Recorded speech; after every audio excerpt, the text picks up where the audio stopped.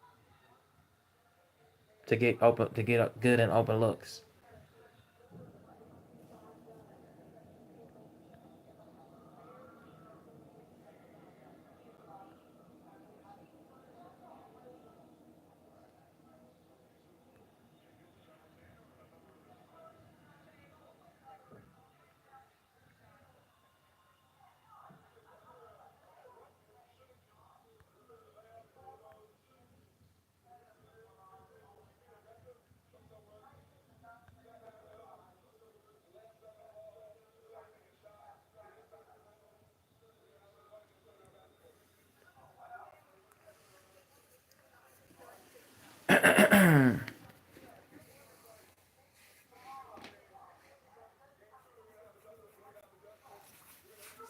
All right, so that's what happens. That's what happened right now in game one.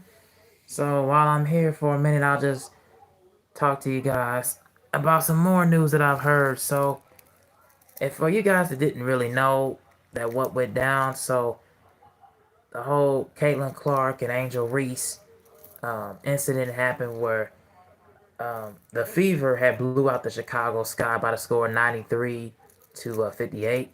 But earlier on in the third quarter, I believe it was like 6 minutes left to go, uh, and Angel Reese was about to make a play towards the basket. And they said that Caitlin Clark made a hard, aggressive foul, and they called it a flagrant foul penalty one. Um, and I did not think that, and they said that play wasn't going for the ball, which I completely disagree.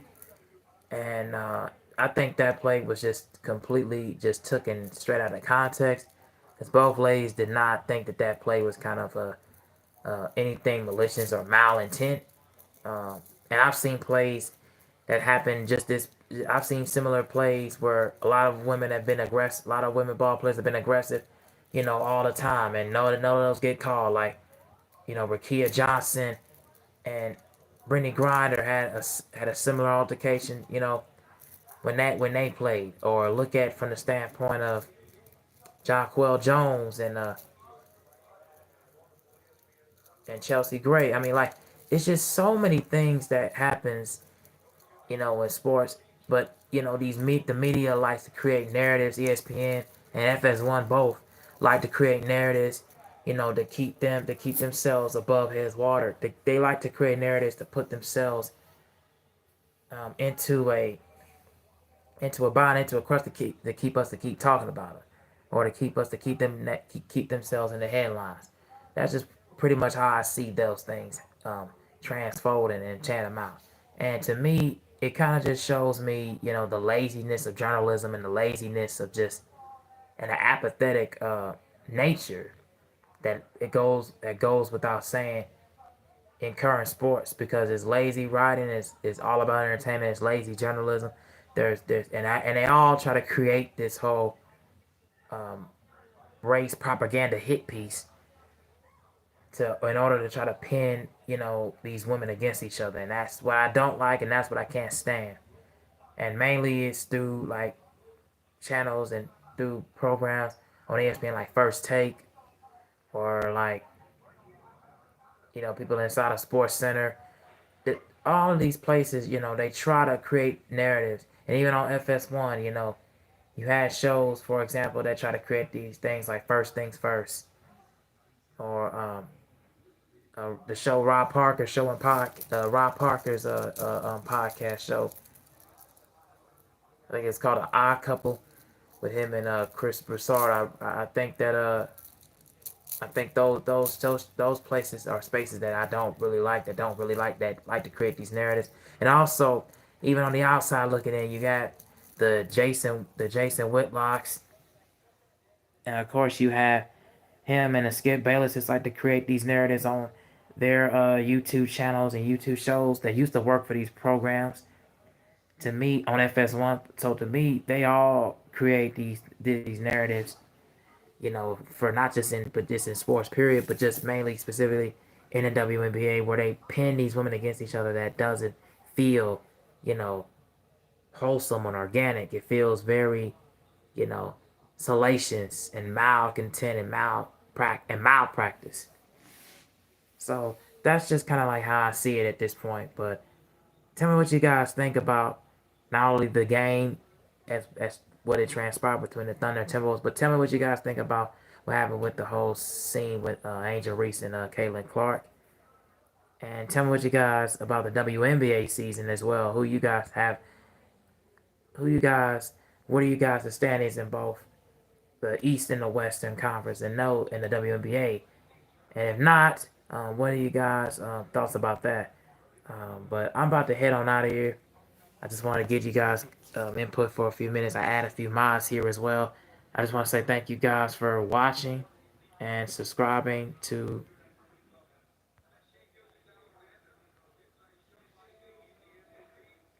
the page. That really helps the channel and boosts the algorithm up. And I cannot thank you guys enough because I wanted to try to do this for a while because I love talking sports. I love talking movies. I love talking TV shows. I love doing this because that's just what I wanted to do. Um,